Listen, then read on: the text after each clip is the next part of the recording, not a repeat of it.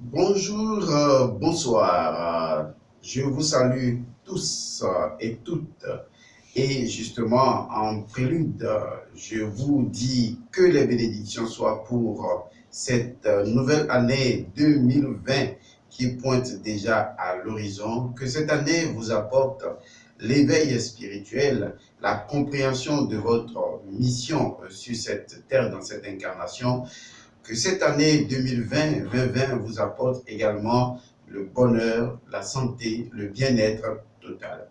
Et je crois en mon fort intérieur que si chacun sait semer la graine dont il a vraiment besoin, eh bien, cette année, qui est l'année du double jugement, et quand on parle de jugement, voyez toujours quelque chose de positif, eh bien, que cette année du double jugement, du double pragmatisme, que cette année de double transition vous apporte naturellement ce que j'appelle la prospérité, l'abondance, le bien-être, la paix, la sérénité.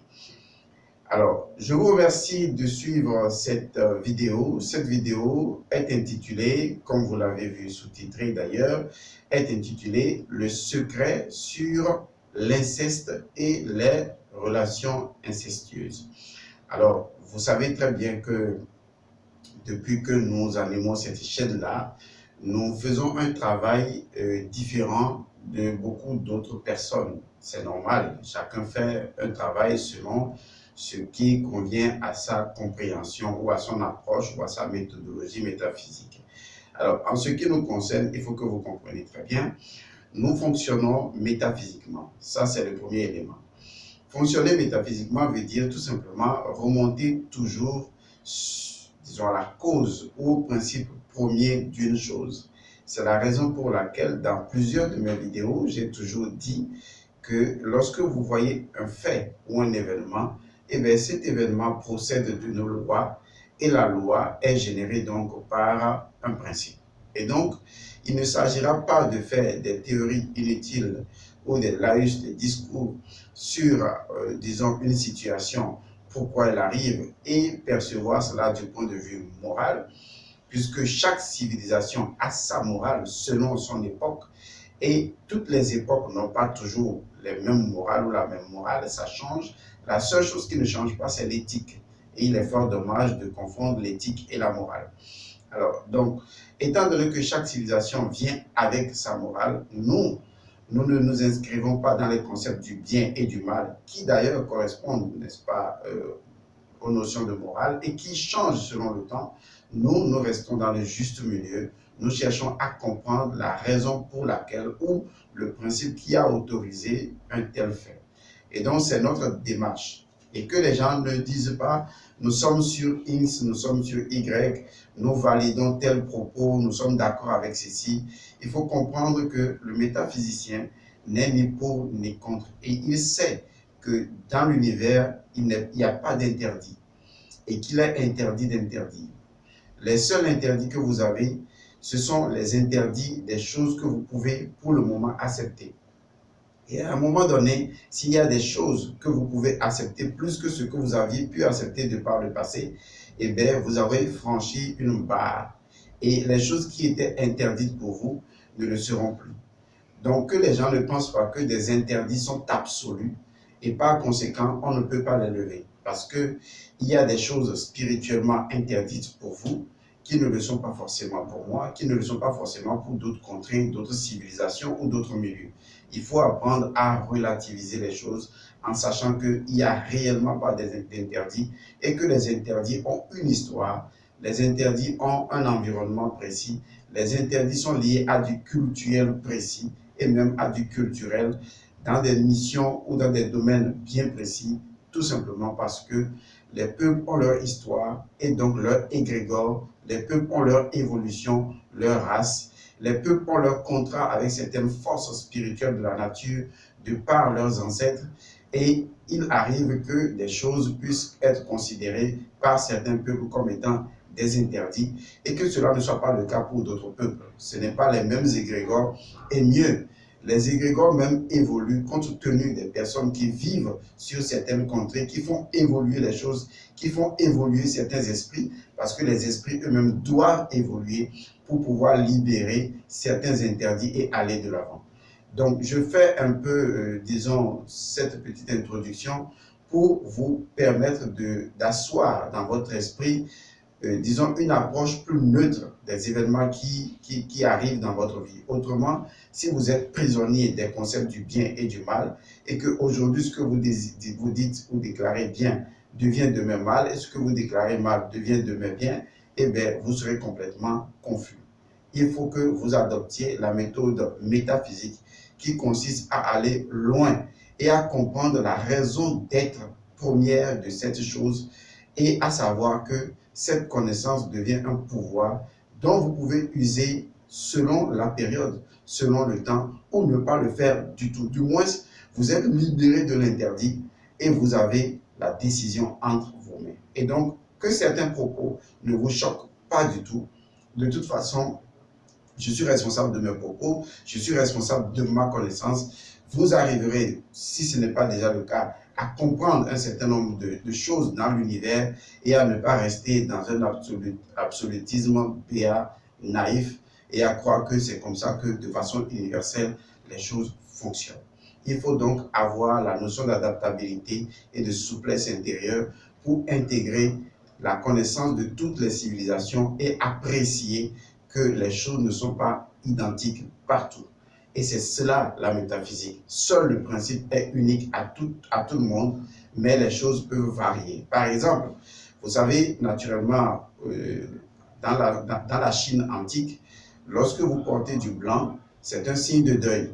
Est-ce que vous voyez? Alors qu'aujourd'hui, dans notre civilisation actuelle, lorsque vous portez du noir, c'est un signe de deuil.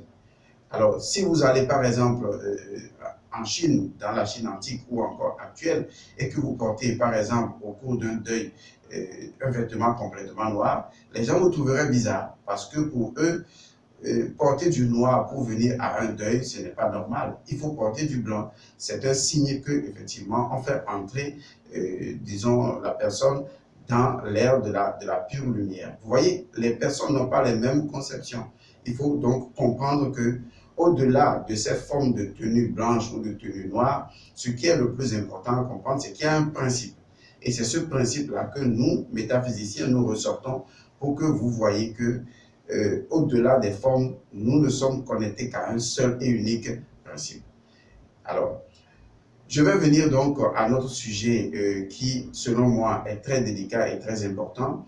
Et j'en appelle donc à votre esprit de clairvoyance et d'ouverture à vous libérer des concepts de la morale, du bien et du mal et à ne conserver que l'éthique. L'éthique qui a servi d'ailleurs à créer la morale tout au long des civilisations et à adapter les morales au contexte civilisationnel des peuples au fur et à mesure de leur dynamisme et de leur évolution dans le monde. Alors, parler aujourd'hui de l'inceste peut paraître chose facile, mais en réalité, ce n'est pas du tout facile.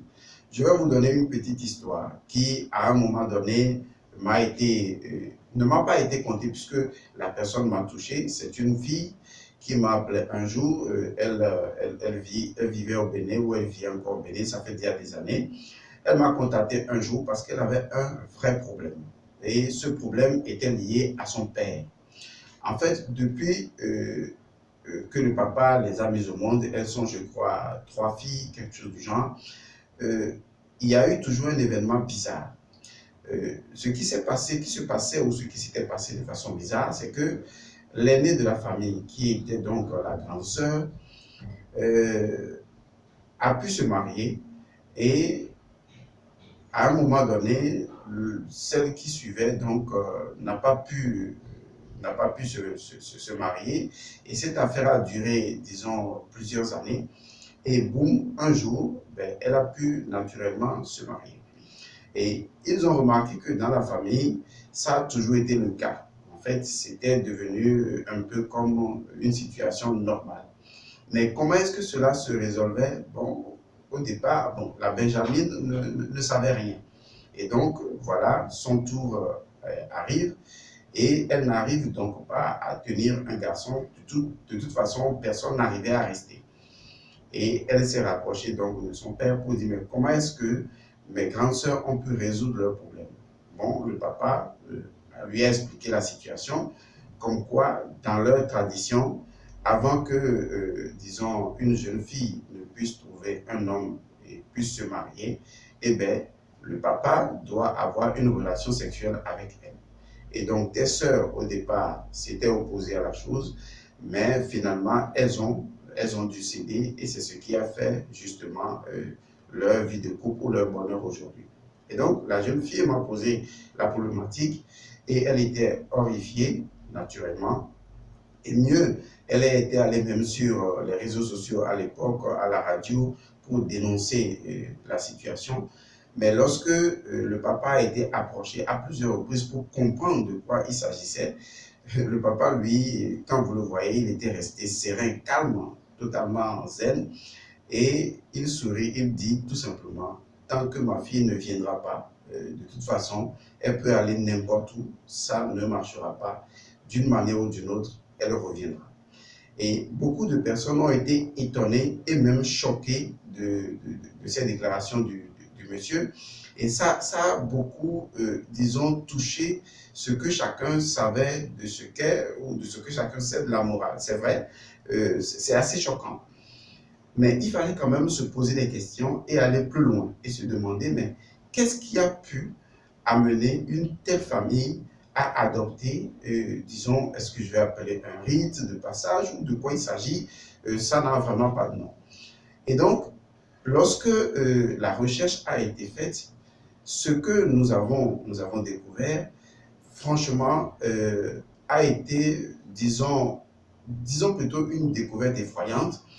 Et nous avons pu comprendre la raison pour laquelle le papa, disons lui-même esclave d'un passé, ne pouvait pas en réalité s'en sortir.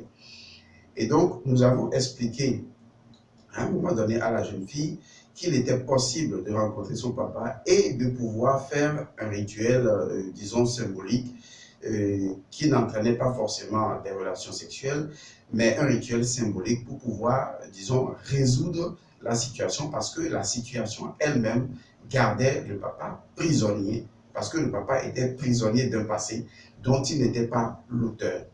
Et c'est simplement avec de l'amour, du pardon, de la bonté, de la miséricorde dans le cœur qu'on peut arriver à accepter un tel état de fait d'une personne, d'une figure paternelle, à l'écouter même, à approfondir la connaissance de ce qui se passait réellement et à se dire, ah bon, quelque part, lui-même a été esclave de la situation. En fait, il s'agit de quoi? En ce qui concerne ce monsieur, je ferme la parenthèse parce que c'est sa famille, c'est son histoire, c'est très original, mais quand vous écoutez le père, quand vous comprenez l'histoire de la famille depuis ses grands-parents, les arrières de ses parents qui ont toujours fait ce type de rite-là, vous comprenez qu'en réalité, ça a commencé à partir d'un pacte de survie qui a eu lieu entre une entité à un moment T où certaines personnes devaient s'éteindre définitivement et donc une figure paternelle, et il y a un jeu, une obligation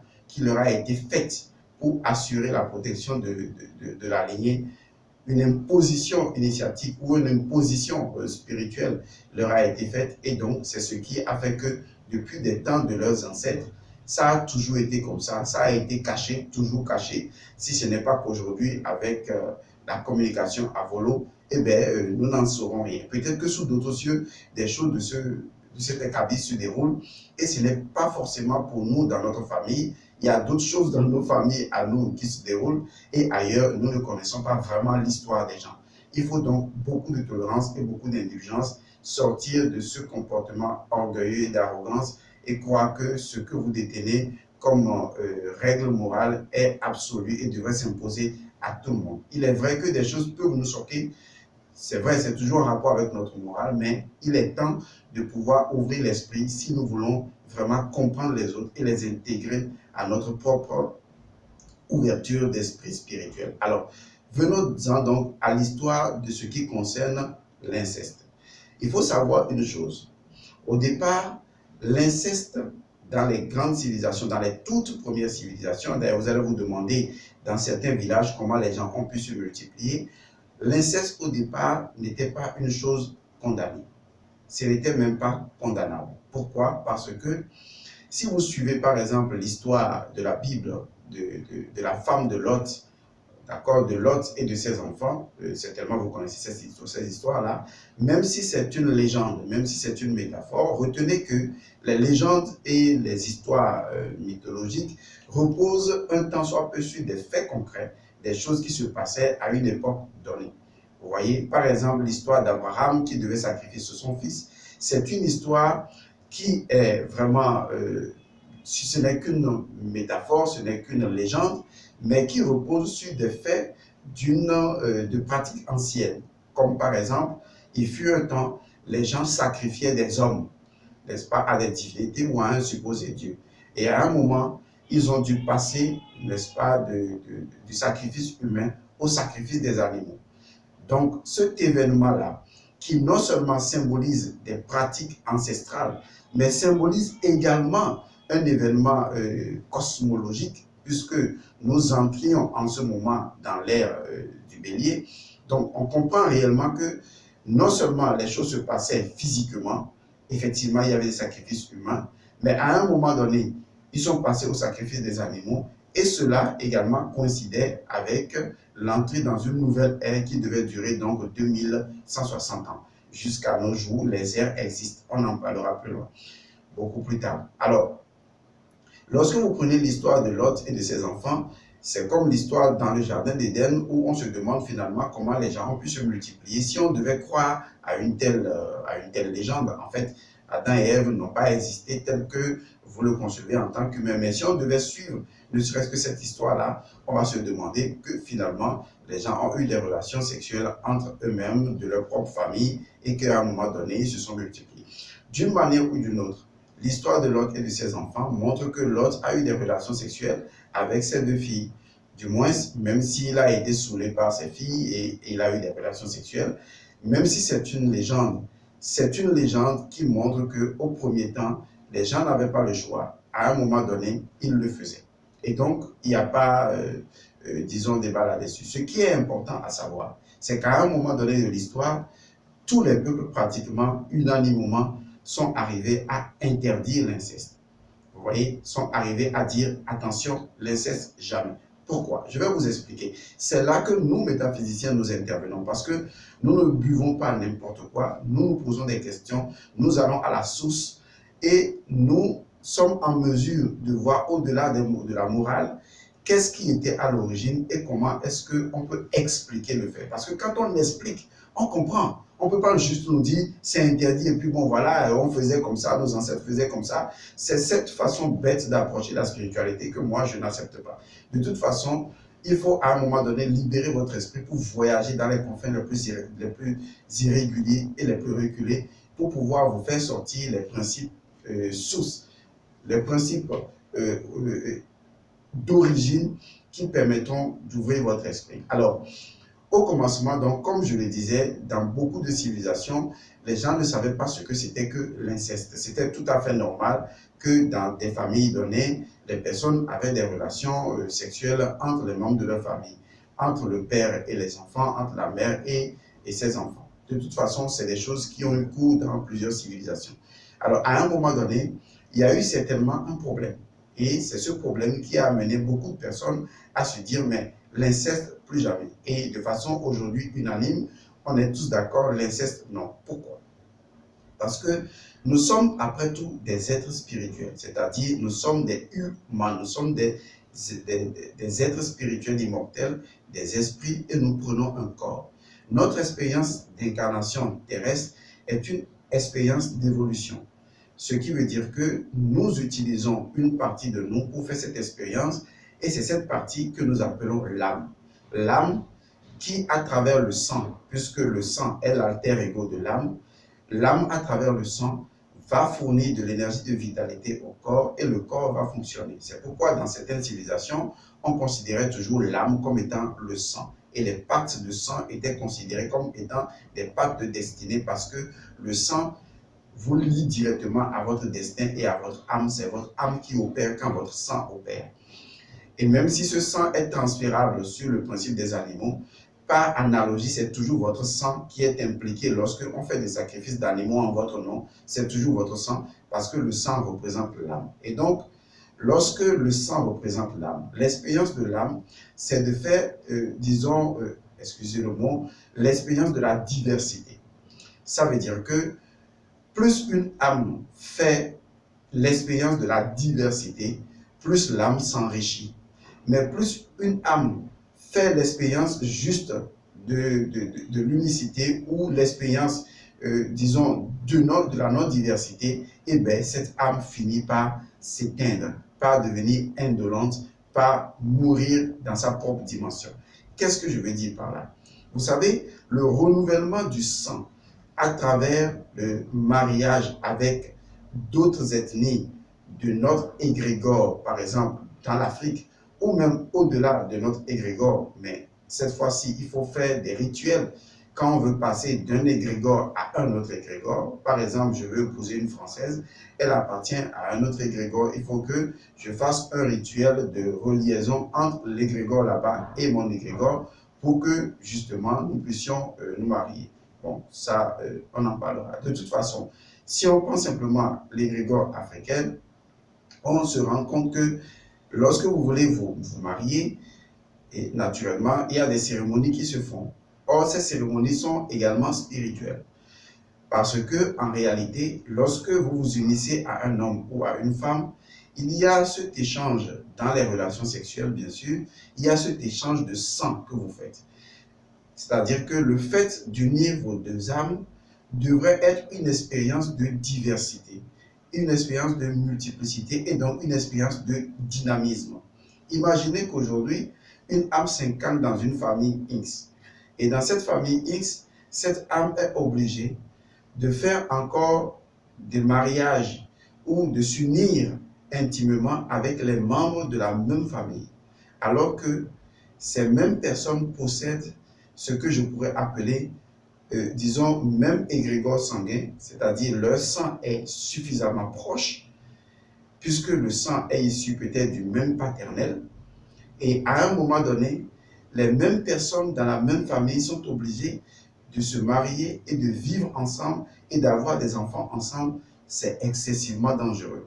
C'est dangereux parce que, cela va donner naissance à des enfants mal formés, puisque le sang, d'accord, qui devait être renouvelé avec d'autres ethnies, avec d'autres peuples ou avec d'autres races, eh bien, ce sang n'est pas renouvelé.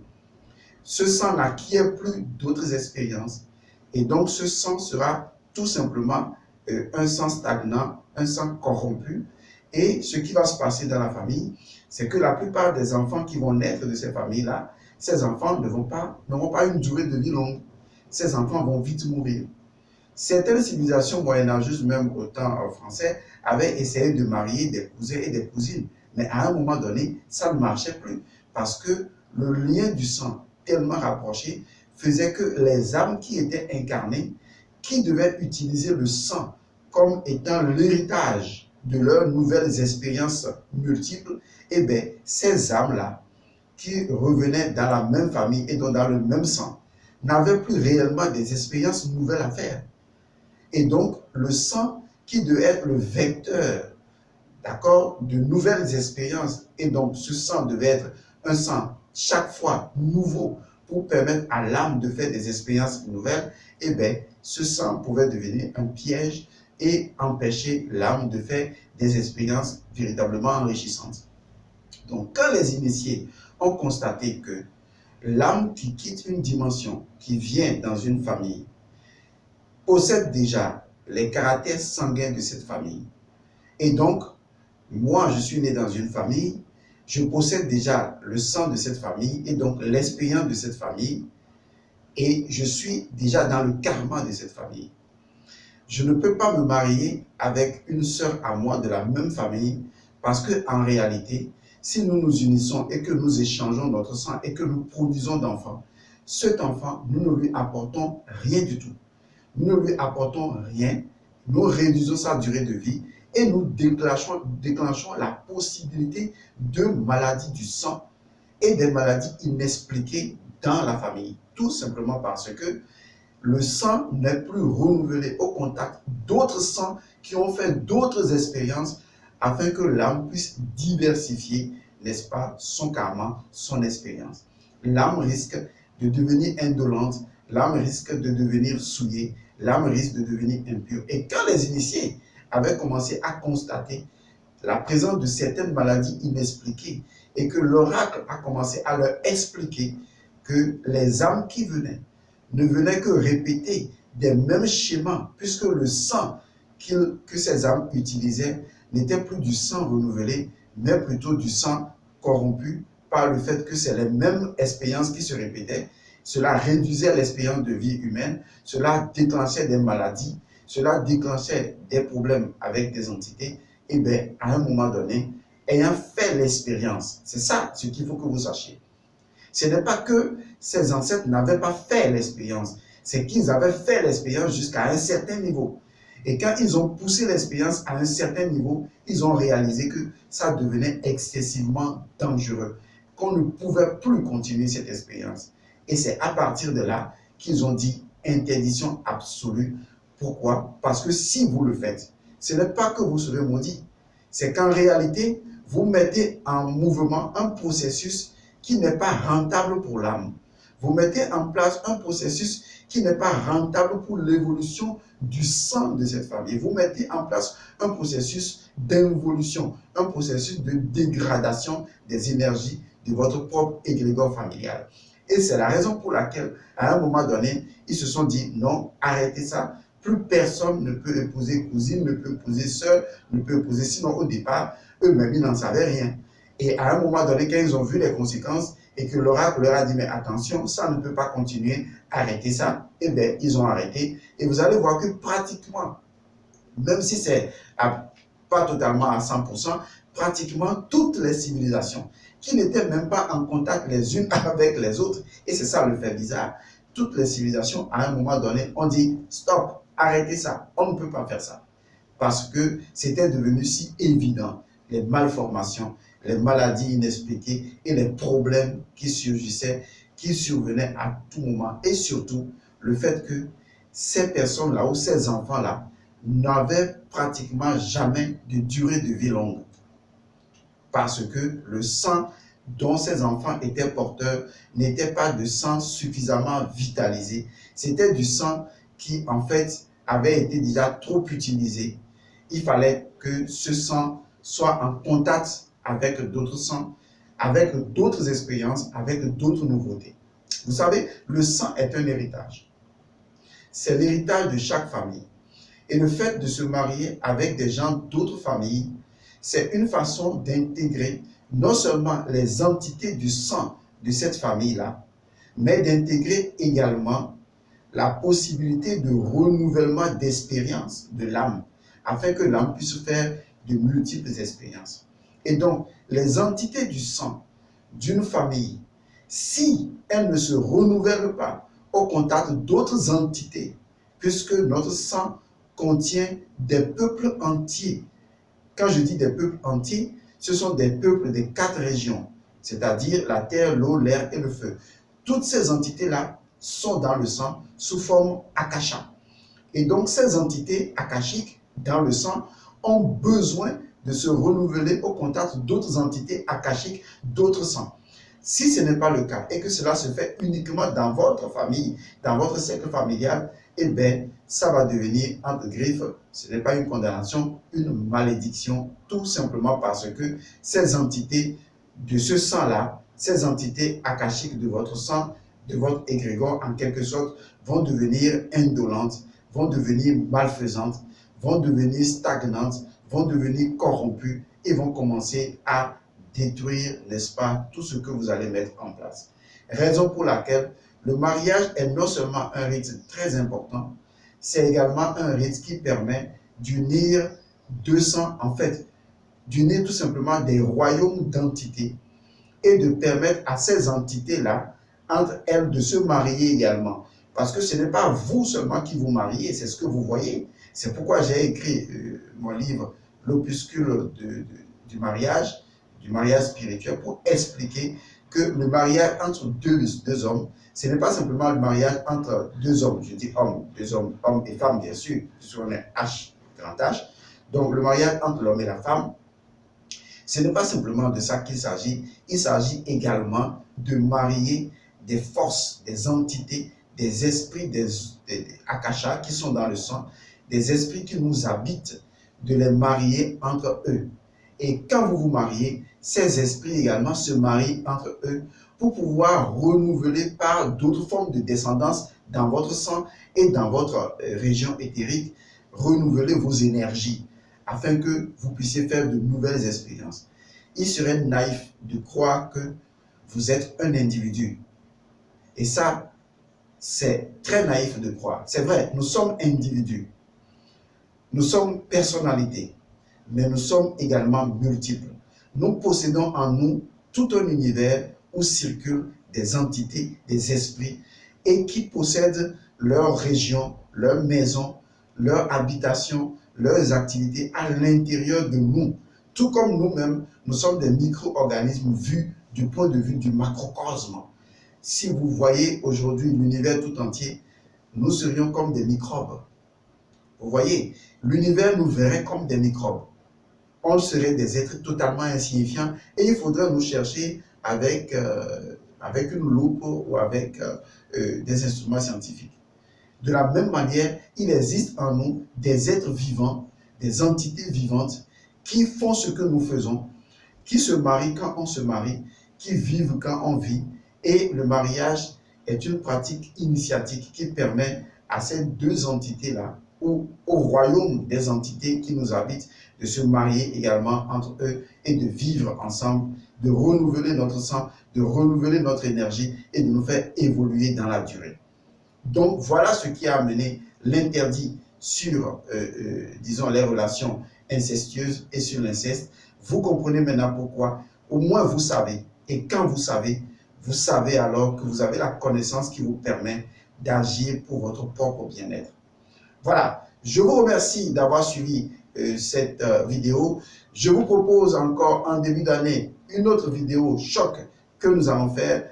J'espère que vous ne serez pas choqués. Notre objectif, c'est de rechercher les principes des choses et de pouvoir vous expliquer, car la connaissance, qu'est-ce que c'est finalement, si ce n'est que la compréhension des principes ou des causes premières ou des noms premiers de toutes les choses qui existent. Je vous remercie et je sais que je vous retrouve à la prochaine fois. Merci pour les personnes qui likent ce que nous faisons. C'est avec plaisir que nous le faisons, avec amour. Je vous dis Namaste.